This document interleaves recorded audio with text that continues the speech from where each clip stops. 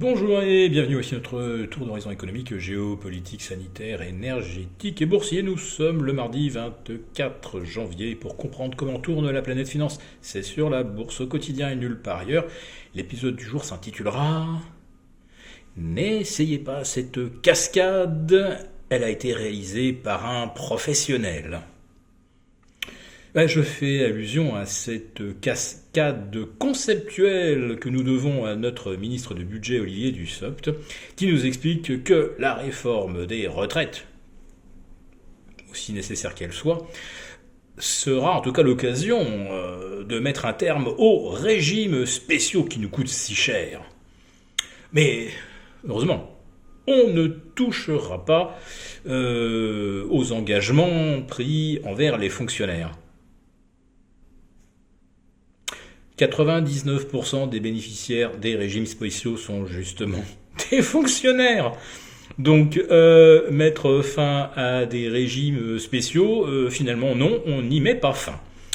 Alors l'autre cascade réalisée sans filet, puisque en direct sur LCI, eh bien on la doit à Gabriel Attal, qui nous explique, lui, que le projet de référendum sur les retraites, eh bien, c'est pour enterrer le débat démocratique sur le sujet, alors que le gouvernement a fait des ouvertures.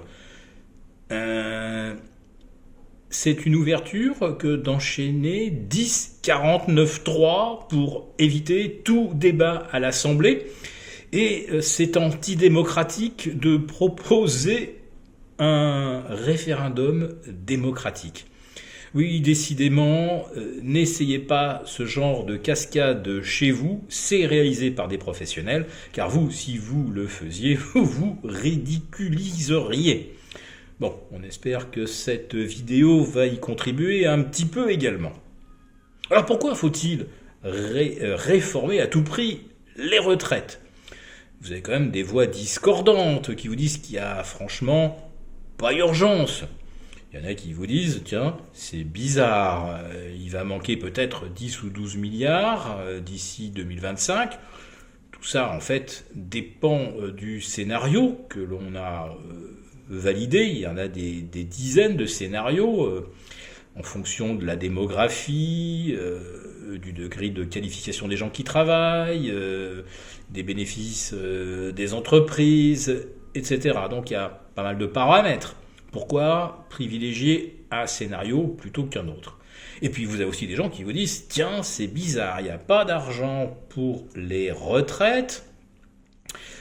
Alors que les entreprises, elles, ont leur consent des économies d'impôts, et notamment le fameux CICE, c'est 30 milliards par an, donc pratiquement 3 fois ce qui manque aux retraites.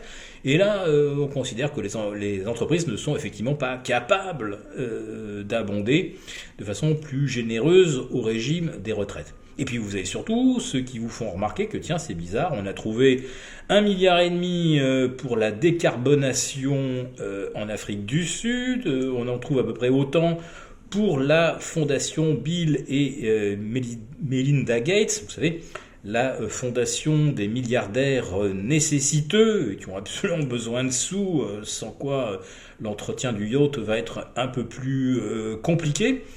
On trouve 400 milliards pour la modernisation et le rééquipement de notre défense. Oui, mais on ne trouve pas 12 milliards pour les retraites, quitte à faire travailler les gens plus longtemps. Alors, comment et pourquoi finalement le gouvernement s'entête-t-il dans cette réforme pas forcément nécessaire et contestée par pas mal de spécialistes un peu sérieux sur le sujet ?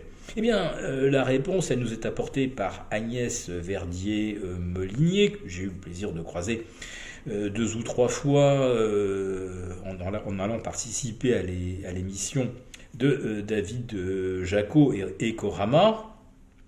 Eh bien, finalement, elle brise le suspense. On doit réformer, sinon on va être attaqué par les marchés.